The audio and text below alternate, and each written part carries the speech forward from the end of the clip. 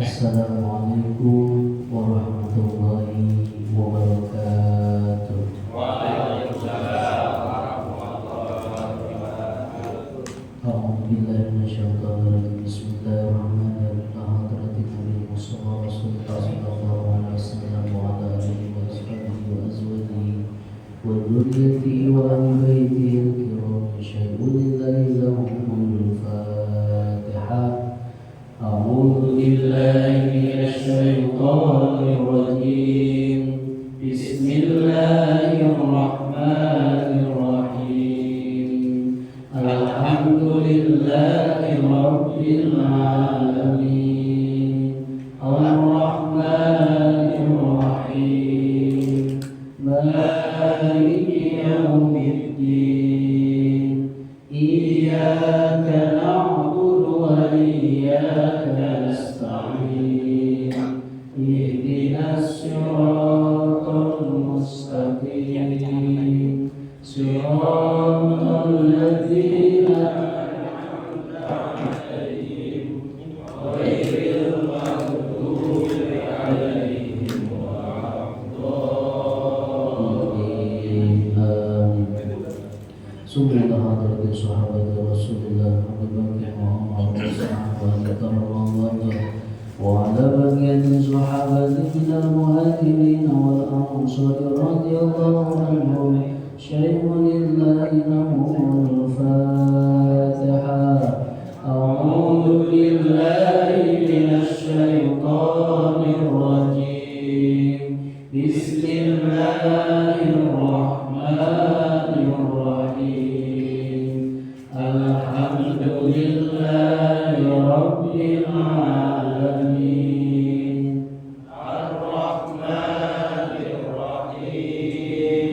Maliki yaumiddin. Iyyaka na'budu wa iyyaka nasta'in. Ihdinas siratal mustaqim. Siratal ladzina an'amta 'alaihim ghairil maghdubi 'alaihim waladdallin.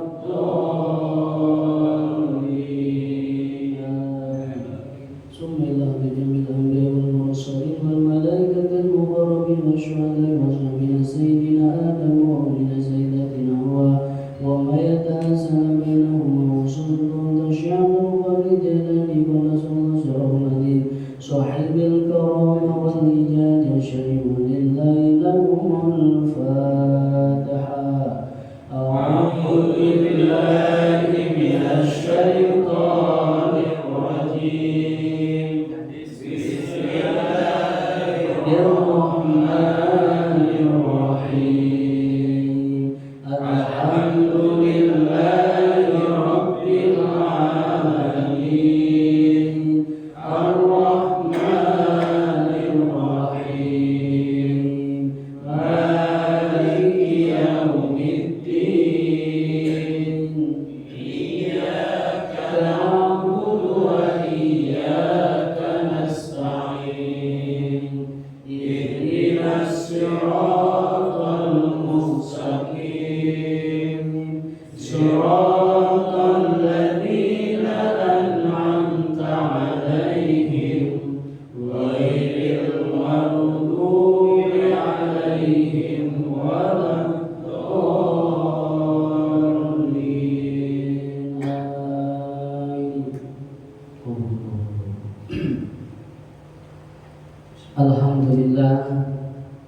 Alhamdulillahilladzi nahmaduhu wa nasta'inuhu wa nastaghfiruh wa na'udzu billahi min shururi anfusina wa min sayyiati a'malina.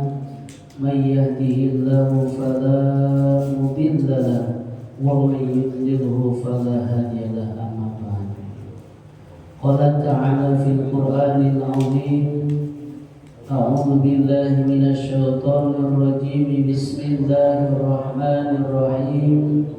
Qad aflahal mu'minun alladzina hum fi salatihim خاشعون.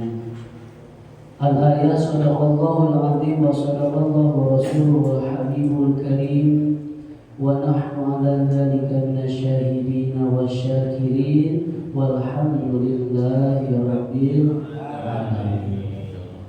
وقال رسول الله صلى الله عليه وسلم utkul ilma minal mahdi ilal lahdi. Alhamdulillah, puji syukur kehadirat Allah Subhanahu wa taala yang telah memberikan karunia dan nikmat-Nya kepada kita, yang mana pada kesempatan malam yang berbahagia ini kita ditakdirkan oleh Allah untuk senantiasa bermuajahah, bersilaturahim dalam rangka menggugurkan sebuah kewajiban.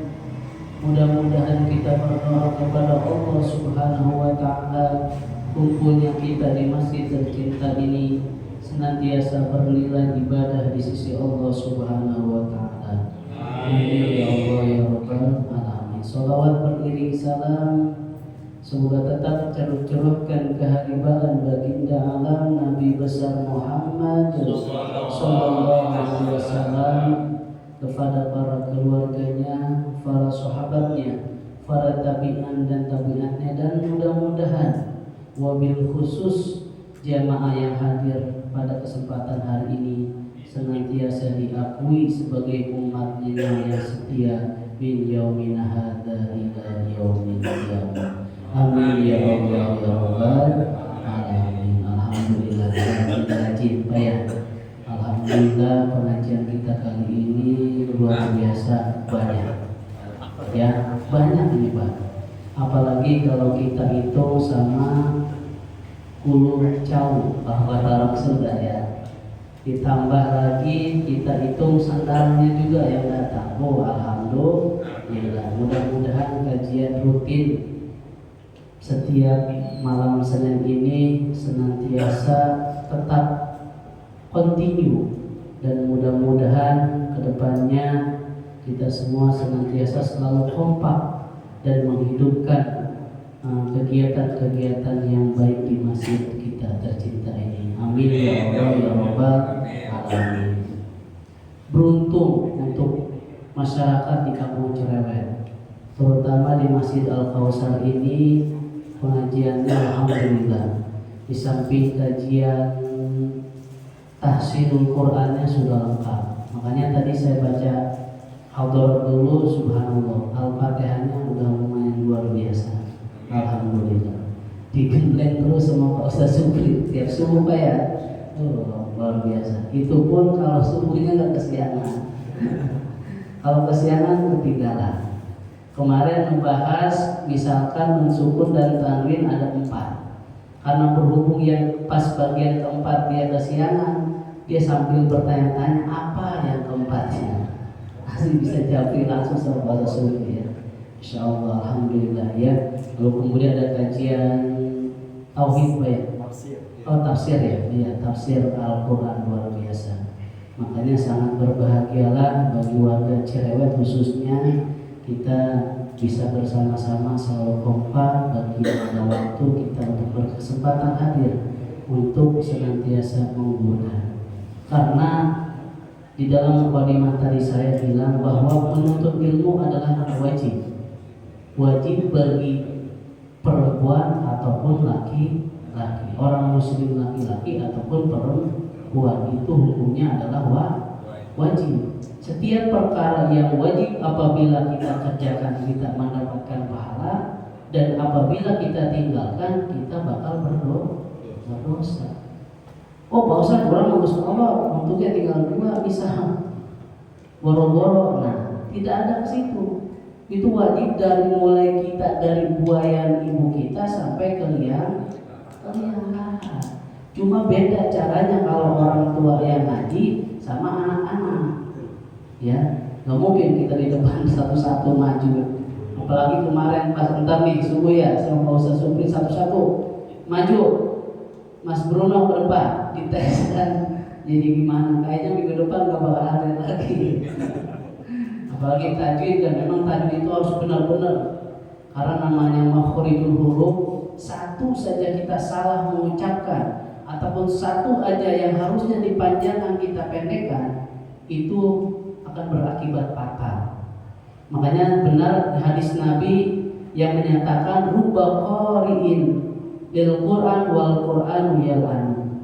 Tidak sedikit orang yang membaca Al-Qur'an, harusnya membaca Al-Qur'an itu mendapatkan pahala.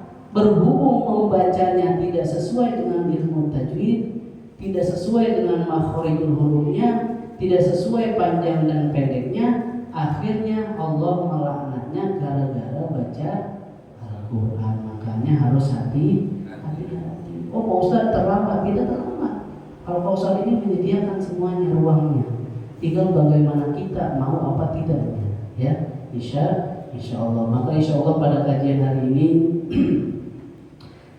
sambil kita bersama-sama belajar, insya Allah akan membahas tentang pentingnya sholat khusyuk dalam kehidupan ini. Sholat khusyuk. Makanya di dalam mukadimah tadi ada, di dalam mukadimah yang berbunyi ayat Al-Quran, qad aflahal mu'minun alladzina hum fi sholatihim khashi'un. Nanti ayat itu yang akan kita bahas. Hadirin jamaah rahimakumullah. Syarat pertama untuk mendapatkan surga Firdaus, karena kita manusia, saya kerjaan ini nanti dapatnya apa? Biasanya kayak gitu. Biar untuk apa? Untuk semangat. Mau saya ngamalin ayat ini nih, biar besok saya dapat rezeki yang banyak. Biasanya semangat tidak Pak? Kalau kayak gitu ya, pasti semangat.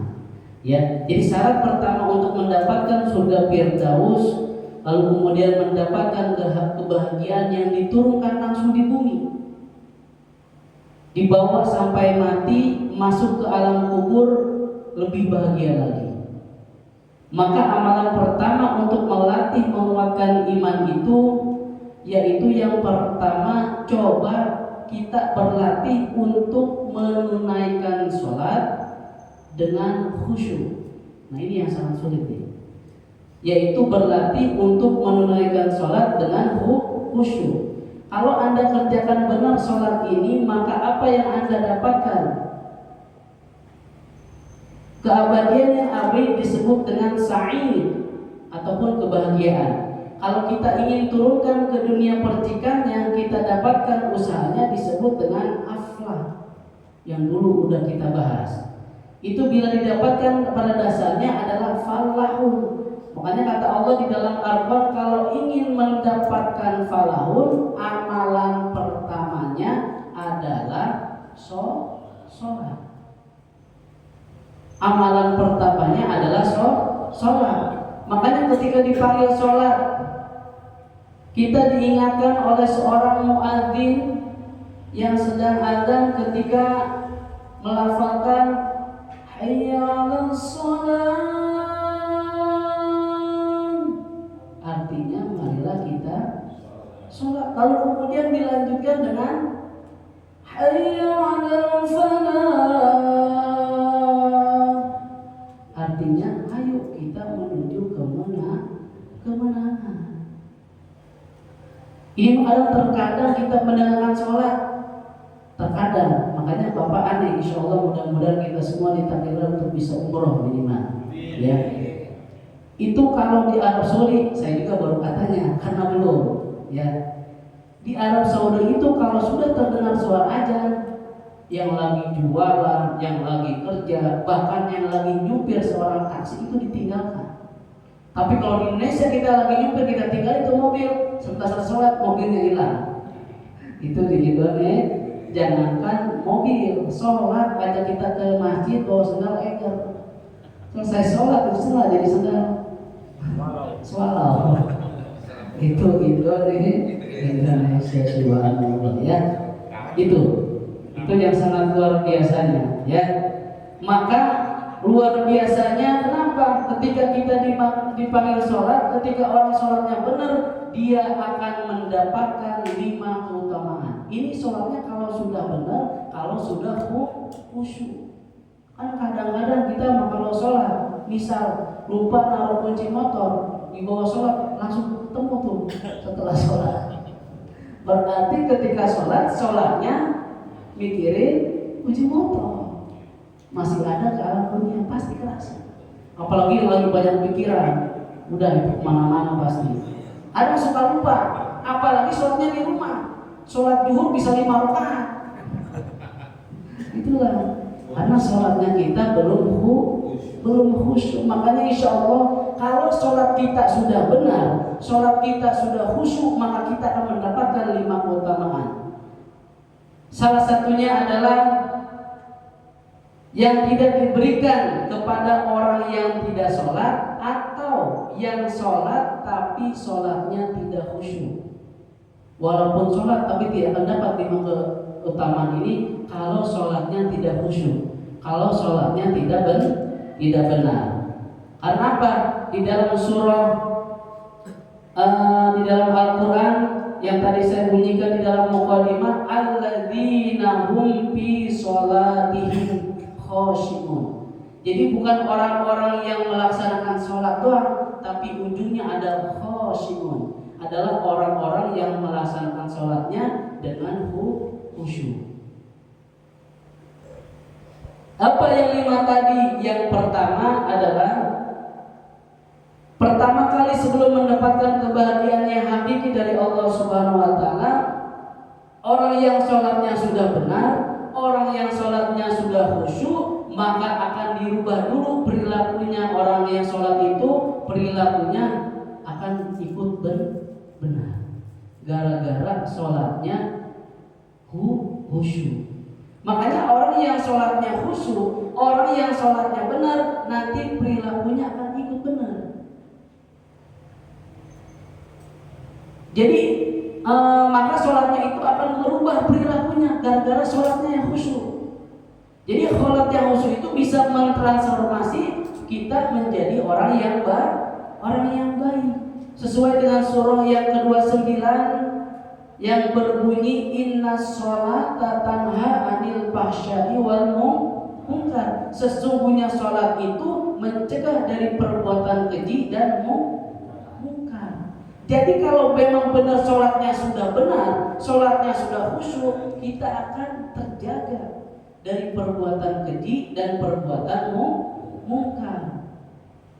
Contoh, maaf, pornografi, porno aksi, LGBT, kata-kata jorok dan lain sebagainya, mencela orang lain. Jikalau ada orang yang sholat yang senang mencela orang lain, berarti ada masalah dengan sholatnya. Berarti ada masalah dengan sholatnya.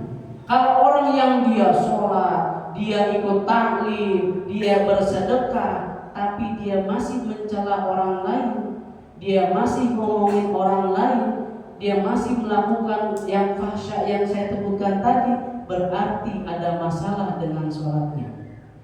Karena pada hakikatnya sholat yang benar, sholat yang khusyuk itu akan membuat perilaku kita menjadi baik.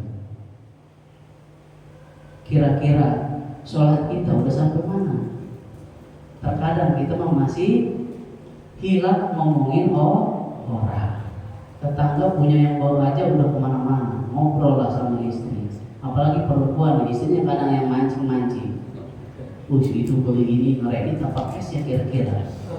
Kemarin kan dia punya utang kami belum dibuang, udah kemana-mana tuh. Nah itu tidak terasa. Padahal itu adalah perbuatan fahsya, kejelekan, ngomongin orang lain. Makanya tidak mungkin kalau orang yang sudah sholatnya benar, orang yang sudah sholatnya khusyuk, tidak akan seperti itu. Dia akan terjaga dengan sendirinya karena sholatnya. Maka dari itu perbaikilah sholatnya. Dari mulai pertama kita datang ke masjid, dari mulai pertama kita mensucikan diri wudunya harus benar. Wudu itu harus tahu mana yang wajibnya, mana yang sunnah. Jadi kadang wudu suka lupa. Tadi udah buka, udah belum ya? Tadi udah berapa kali? Harusnya kan wajibnya berapa kali Pak? Membasuh itu. Wajibnya berapa kali? Nah, ragu-ragu nih. Karena tidak tahu mana yang wajib dan yang sunnahnya. Itulah Ya, sebenarnya mah yang wajibnya adalah satu 3 kali itu sunnah. Ketika misalnya dalam waktu terburu-buru di dalam perjalanan kita mau ikut berjamaah, boleh kita ambil yang wajibnya saja. Kira-kira kumur-kumur wajib apa sunnah? Sunnah. Wajibnya itu pertama adalah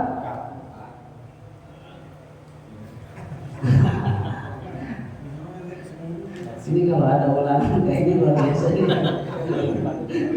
Bisa-bisa minggu depannya pada nggak hadir ini.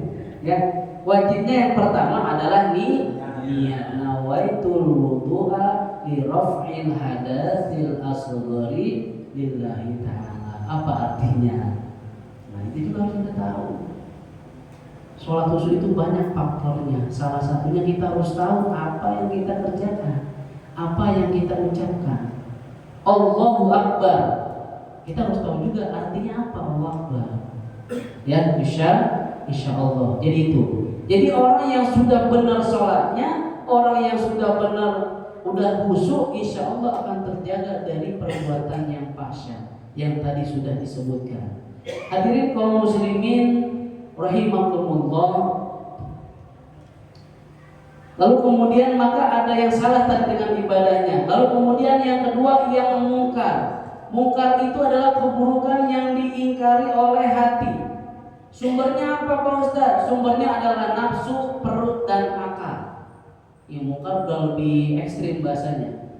Yaitu adalah salah satunya adalah mencuri, menipu, membunuh, merampok, begal, mabuk-mabukan dan lain sebagainya. Itu disebut dengan mungkar.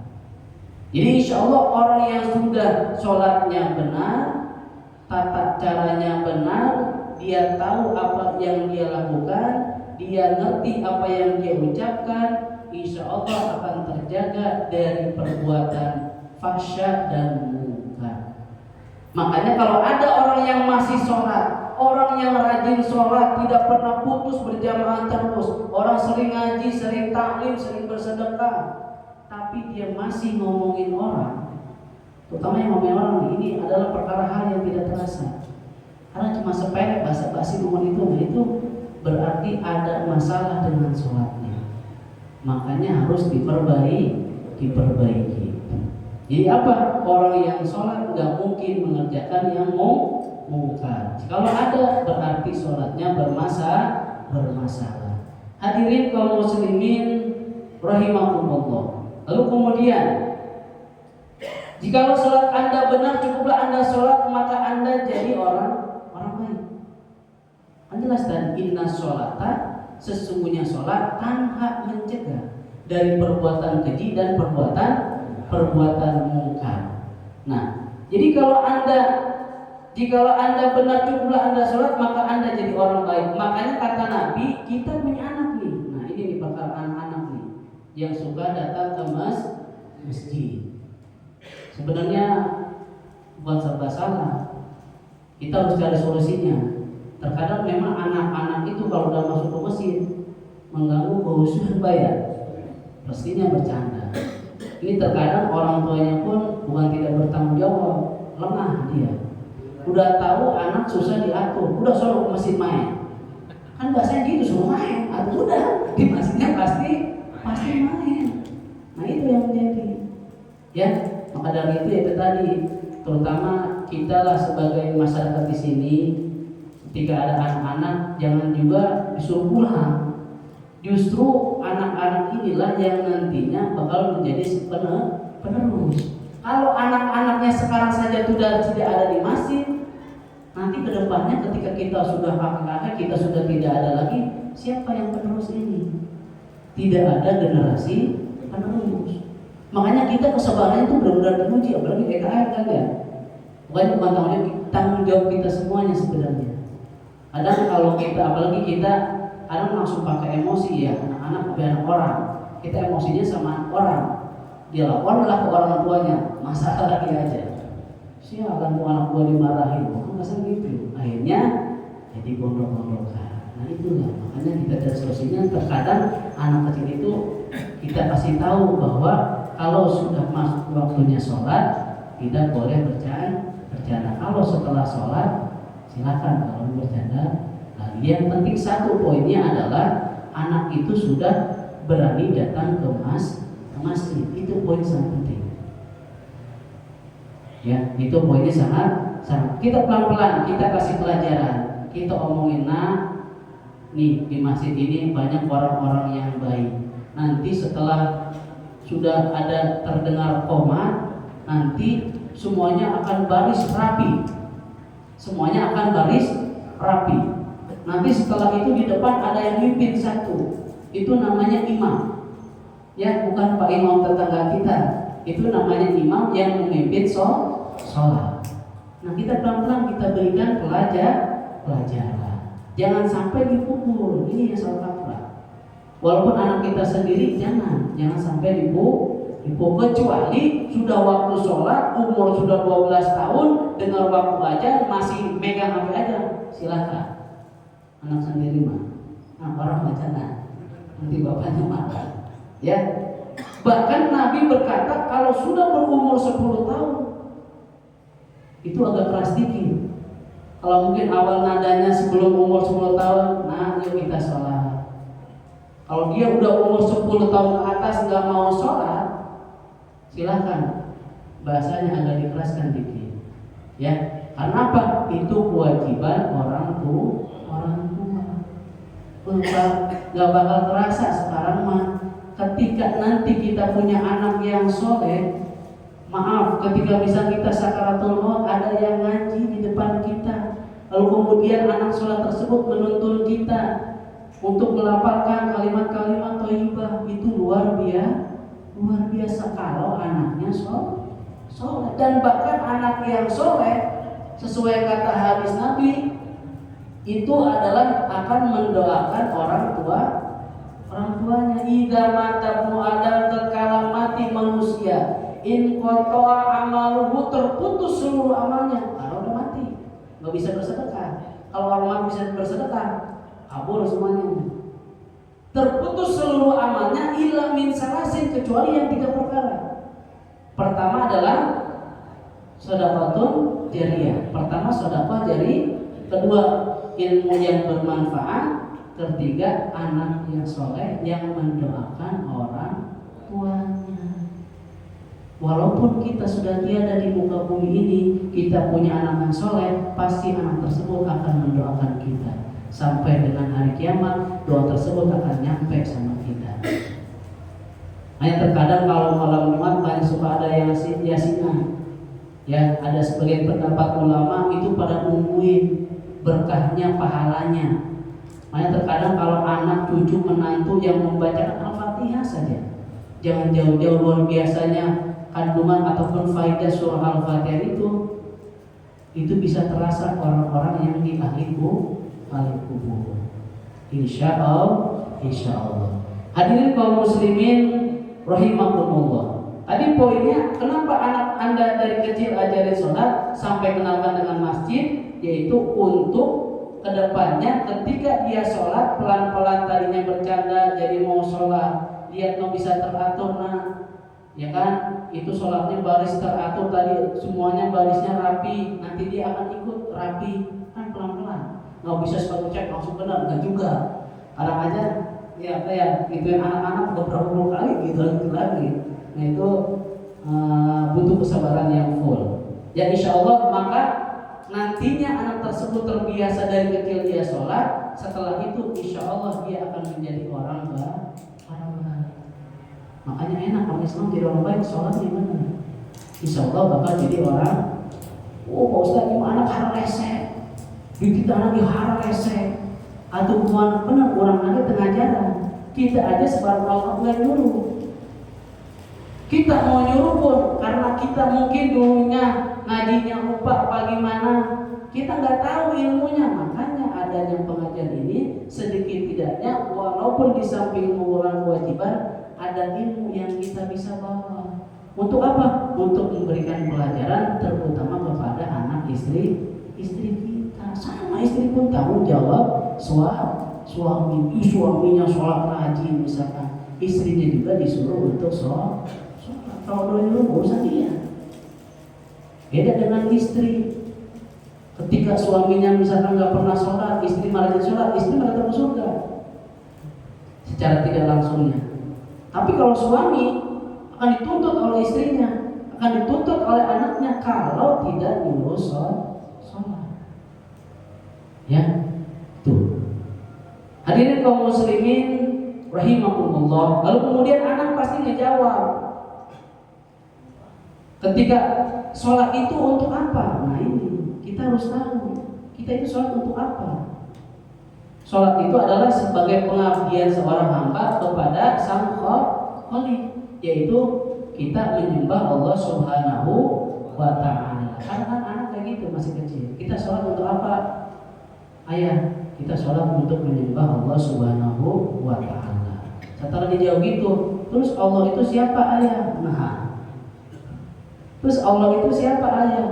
Udah jawab aja, Allah itu yang memberikan ayah rezeki sehingga ayah bisa membelikan kamu sepeda, sehingga ayah bisa membelikan kamu mainan dan lain sebagainya. Makanya kalau kamu sholat, kamu ikut baris dengan yang rapi, kamu tahu bacaannya, nanti rezekinya akan ditambah lagi oleh Allah Subhanahu wa Ta'ala. Itu memang tidak gampang Pak untuk mendidik seorang anak. Makanya anak itu dididik dari mulai kecil. Ajarkan untuk sholat. Insya Allah. Hadirin kaum muslimin rahimakumullah. Jadi apa rahasianya anak disuruh ke masjid, suruh sholat? Rahasianya adalah begitu itu anak sholat dengan baik, maka dia akan tumbuh jadi anak yang baik di kemudian hari. Dan itu adalah maksudnya untuk menjadi anak yang baik. Boleh kita buktikan. Kita punya anak dua, yang satu yang disuruh sholat, yang satu kita suruh sholat. Mungkin tumbuh dewasanya akan berbeda 100%. Ya, kalau orang yang dari kecil dia sholat, insya Allah disuruhnya aja enak. Naudzubillah mungkin gak sampai membentak orang tuanya. Tapi kalau orang yang sudah tidak kenal dengan sholat, tidak pernah membaca Al-Quran, bahasanya kasar. Apalagi zaman sekarang, banyak anak bukan hanya ngegentak orang tua, naudzubillah di luar sana membunuh orang tua. Bahkan ada lagi anak yang mempenjarakan ibunya gara-gara harta warisan. Coba ya Allah, kalau anak yang rajin sholat, anak yang sholat gak bakal seperti itu. Dia minta sepeser pun dari itu gak bakalan. Ya Allah, ibunya sendiri dia masukkan ke penjara.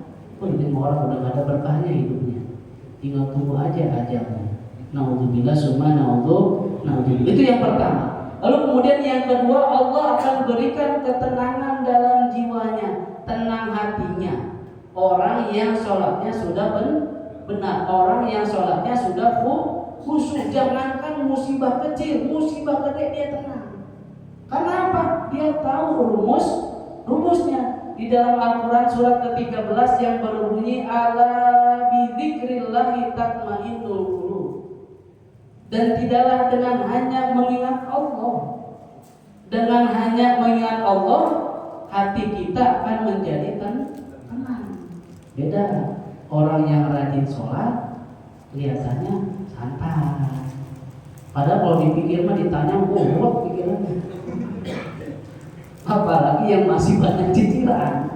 Waduh, udah, tanggal 20, udah, pikiran mulai panas. Makanya kalau lagi ruwet, lagi pusing, lagi puyeng, datang ke masjid, ambil wudhu, sholat 2 rakaat, hidupin kipas, tidur.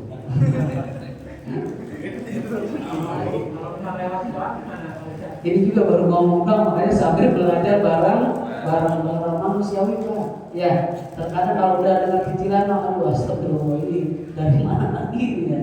Tapi insya Allah semua ada solusi. La yukallifullahu nafsan illa wus'aha. Tidak akan melebihi batas kemampuan manusia. Ketika kita diberikan tanggung jawab itu berarti kita bisa.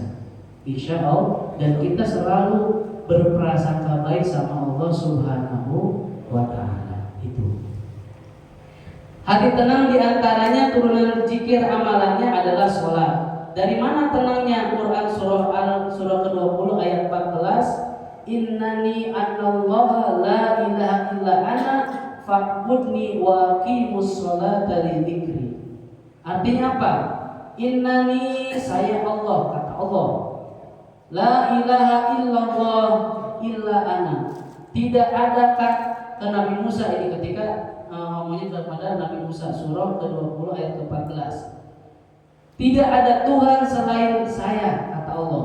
Fa'budni, maka sembahlah saya. Bagaimana ya Allah cara menyembahmu? Wa aqimus sholata, dan dirikanlah sholat li dzikri, untuk mengingat Allah, untuk berzikir kepada Allah Subhanahu wa ta'ala. Jadi dengan sholat juga kita termasuk zikir.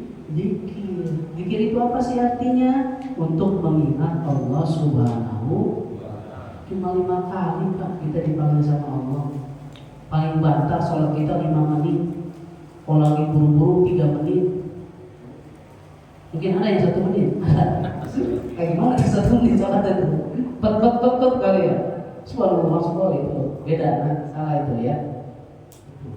Jadi sholat juga bisa adalah untuk mengingat Allah Subhanahu wa ta'ala. Hadirin kaum muslimin rahimakumullah. Maka kalau Anda sedang tidak tenang, mari kita ke masjid. Coba datang ke masjid. Alhamdulillah. Coba kalau di rumah aja ngelamun, mikirin suami istri lagi marah, anak besok mau bayaran, masuk pertama sekolah belum bayaran, kan buat, bener gak Pak? Datang ke masjid. Lumayan di masjid ada jauh dia, ada jauh, bener gak? Dapat roti lagi, dapat minum gratis. Coba kalau ke Madura 5.000, ya alhamdulillah. Minimal kita bisa menenangkan hati. Insya Allah kita percaya kepada Allah, insya Allah ada solusinya. Jangankan kita manusia, yang makhluk Allah paling sempurna, kutu, tahu kutu Pak? Kutu aja ada rezekinya kok. Selagi kita yang penting mau usaha. Cuma terkait rezeki luar biasa ceritanya Imam Syafi'i dengan Imam Maliki. Imam Syafi'i itu gurunya Imam Maliki itu gurunya Imam Syafi'i terkait masalah rezeki. Kalau kata gurunya Imam Maliki, rezeki itu tinggal terpentang di dalam diri kita. Saya pengen bakal ada. Ini ceritanya ketika ngobrol sama muridnya Imam Syafi'i. Kata Imam Syafi'i, wahai guruku, tidak, kalau kata saya kayaknya kalau kita mau dapat rezeki harus ada usaha. Pergilah Imam Syafi'i untuk pulang ke rumah. Tapi apa di tengah perjalanan ada orang yang sedang manen buah anggur. Kebetulan yang panennya itu kekurangan tenaga, dipanggillah Imam Syafi'i, wahai anak muda, kesini, bantu saya untuk memanen anggur ini, nanti akan saya berikan anggurnya. Setelah dia membantu memanen, diberikan anggurnya yang bagus-bagus. Senang tidak? Senang. Imam Syafi'i senangnya bukan karena kasih anggur. Oh, berarti saya dapat rezeki itu, saya harus usaha dulu. Usahanya apa? Tadi membantu orang yang sedang akhirnya dia kembali lagi sambil bawa anggurnya tadi ke gurunya Imam Maliki, tapi dengan kata yang, wahai guru kamu sangat tidak, dengan adab yang sangat luar biasa. Wahai guruku, ini alhamdulillah tadi pernyataan saya bahwa rezeki itu didapatkan harus dengan ikhtiar. Kata Imam Syafi'i ke gurunya. Kata Imam Maliki, kebetulan tadi saya dalam pikiran saya tentang ingin makan anggur. Alhamdulillah kamu sekarang bawa anggur. Jadi rezeki datang sendiri. Itu semuanya adalah luar biasanya seorang yang sholatnya atau kedekatannya kepada Allah Subhanahu wa ta'ala. Bahkan di dalam Al-Quran ada 8 ayat yang mendapatkan rezeki itu berbeda-beda. Nanti kita akan bahas itu. Juga ada yang rezeki tidak disangka-sangka. Terkadang kayaknya di sini sih saya dapat duitnya, tapi tiba-tiba yang tidak disangka-sangka, yang tidak dibayangkan, tiba-tiba datang rezeki, bahkan lebih berlimpah. Nah, itu tergantung apa? Ketakwaan kita kepada Allah Subhanahu wa ta'ala.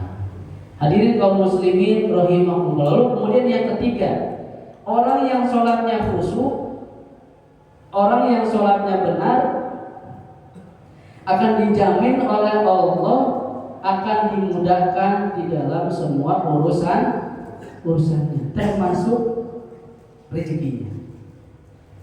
Ini yang saya katakan, di akhirat di surga rezeki itu tinggal ngambil. Sholatnya langsung dijanjikan Allah Subhanahu wa ta'ala. Rezeki itu nggak perlu Anda banyak pikirkan, ikhtiar sedikit datang, bahkan dari sisi yang tidak disangka atau tidak diduga.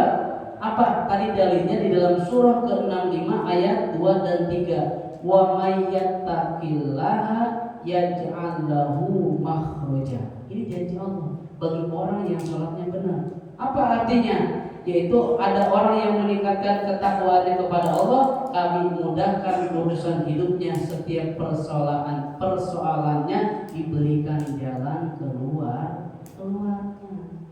Kalau kita sudah takwa kepada Allah, salah satu dalam menjalankan sholat, insya Allah persoalan apapun pasti akan ada jalan keluarnya.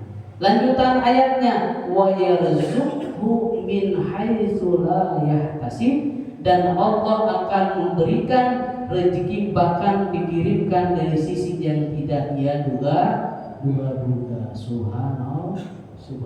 Kayak sahabat Abdurrahman bin Auf, sholatnya luar biasa, saking ingin dekat sama Allah, sholat tahajudnya bisa menghatamkan Al-Qur'an kurang makmur. Jam hiji sampai jam setengah 5, bahkan lewat jam 6 masih tidurnya bari Allah. Ya, subhanallah. Padahal kalau kita benar-benar pas sholat tahajud, subhanallah, kelihatan orang yang sering tahajud itu biasanya orang yang tenang. Ya tadi kan rumusnya tadi Pak. Kalau kita, ini ujian saya berat amat, tidak berat. La yukallifullahu nafsan illa, Allah tidak akan memberikan cobaan, Allah tidak akan memberikan cobaan di luar batas kemampuan manusia itu sendiri. Pasti kita bisa. Serumit apapun ujian itu, serumit apapun cobaan itu, pasti kita asal kita yakin. Dan kita harus tahu semuanya adalah atas kehendak Allah Subhanahu wa ta'ala. Hadirin kaum muslimin rahimakumullah.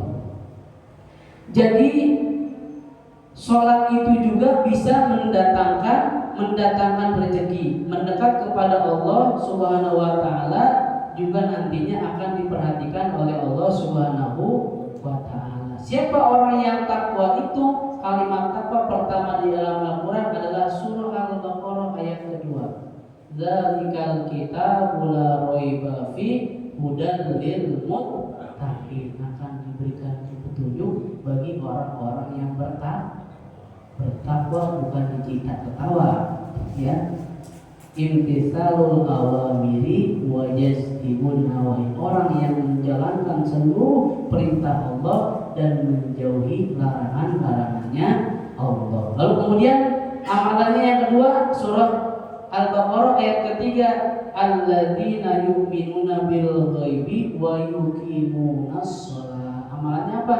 Yaitu adalah melaksanakan sholat. Lagi-lagi sholat yang dibahas. Bahkan sholat adalah merupakan amalan yang pertama yang akan ditanya oleh Allah Subhanahu. Jikalau sholatnya sudah benar, insya Allah amaliyah yang lainnya akan ikut benar. Tapi kalau sholatnya bermasalah, apalagi sampai tidak sholat, jangan harap mencium wanginya surga. Ya, subhanallah. Hadirin kaum muslimin rahimakumullah. Jadi kalau ingin mudah hidupnya, gampang hidupnya, biayanya tidak mahal, yaitu tingkatkan takwa, dan kita jangan lupa untuk melaksanakan sholat. Berarti kalau ada orang yang hidupnya pusing, ruwet, rumah tangganya acak-acakan, anak berandal lagi carang, apa? Berarti ada yang kurang takwa. Dan yang paling dahsyatnya, mungkin sholatnya belum berkualitas, sholatnya belum benar, sholatnya belum khusyuk. Coba lihat dulu ulama-ulama terdahulu kita di rumah saja juga kok hartanya berapa itu. Dan apa? Asalnya mungkin dia saking pikirannya, kan tadi bilang sholat itu mendatangkan rezeki. Ya kan jelas Allah yang ngomong, bukan manusia. Ya kan diberikan jalan keluar, bahkan diberikan rezeki dari jalan yang tidak disangka. Coba para kiai, para ulama tiba-tiba ada tamu, cuma minta air, ya kan, amplop 5 juta. Orang emang gawe tidur orang sampai letir. Sampai sekarang apa yang baru dengar tuh 7 ke 7. Grade apa itu 7 ke 7? Ternyata kerja dari jam 7 pagi pulang jam 7 malam. Astagfirullah. Gajinya sehari 80.000. Ringsek banget bisa. Subhanallah. Itu buat yang buat. Susahnya luar biasa. Makanya kita patut syukuri alhamdulillah kita masih punya kerjaan. Kita masih punya keluarga. Kita punya anak yang harus dididik. Itu banyak kita untuk mengucapkan alhamdulillah. Lalu kemudian yang keempat yaitu orang yang sholatnya benar. Dalam sholat itu dia minta maka seketika doanya dikabulkan tanpa dihalangi oleh apapun. Bahkan ceritanya Sayyidina Nabi Zakaria itu kan penyakitnya ataupun masalahnya itu Nabi Zakaria itu pelik Pak, tidak bisa punya anak. Bahkan istrinya diponis oleh dokter itu yaitu mandul. Jadi secara ilmu kedokteran dia berdua itu nggak bakal punya Nabi Zakaria ulama Nabi Rasul lagi. Luar biasa doanya. Belum dia ketika dia berdoa, ketika sholat berdoa, ya Allah, saya memohon kepadamu agar saya berikan keturunan. Padahal secara ilmu kedokteran itu nggak bakal punya anak, udah nggak bakal jauh aja punya anak. Tapi karena dia berdoa dengan ketulusan hati, dengan istilah kata bahwa Allah adalah yang bakal mengijabah doanya, sebelum selesai dia sholat itu sudah ada kabar istrinya sedang hamil. Itulah bagi Allah tiada yang tidak mungkin secara akal manusia. Kayaknya nggak mungkin ini, tapi bagi Allah tidak ada yang tidak mungkin. Subhanallah. Ya.